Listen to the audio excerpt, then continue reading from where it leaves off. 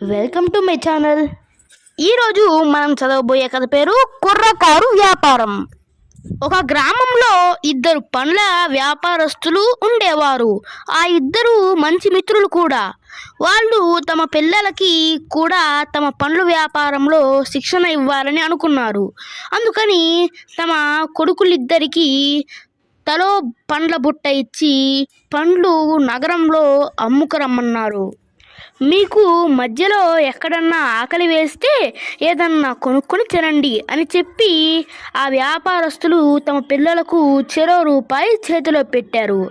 ఇక ఈ పిల్లలిద్దరూ సపోటాలు అరటిపండ్లు ఉన్న ఆ బుట్టల్ని మోసుకుంటూ పట్టణానికి బయలుదేరారు.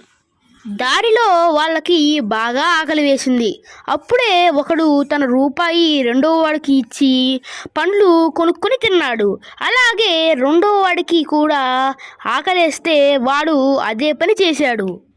ఇలా ఆ ఇద్దరు తమ దగ్గర ఉన్న రూపాయినే అటు ఇటు మార్చుకుంటూ పండ్లు కొనుక్కొని తింటూ సాయంత్రం దాకా గడిపేశారు. మొత్తం పండ్లు అయిపోయాయి. ఖాళీ బుట్టలతో వాళ్ళ నాన్నలిచ్చిన ఒక్కొక్క రూపాయితో వాళ్ళ ఇళ్లకు తిరిగి వచ్చారు. వాళ్ళ తెలివికి వాళ్ళ నాన్నలు నోళ్ళు వెళ్ళబెట్టారు. Bye friends.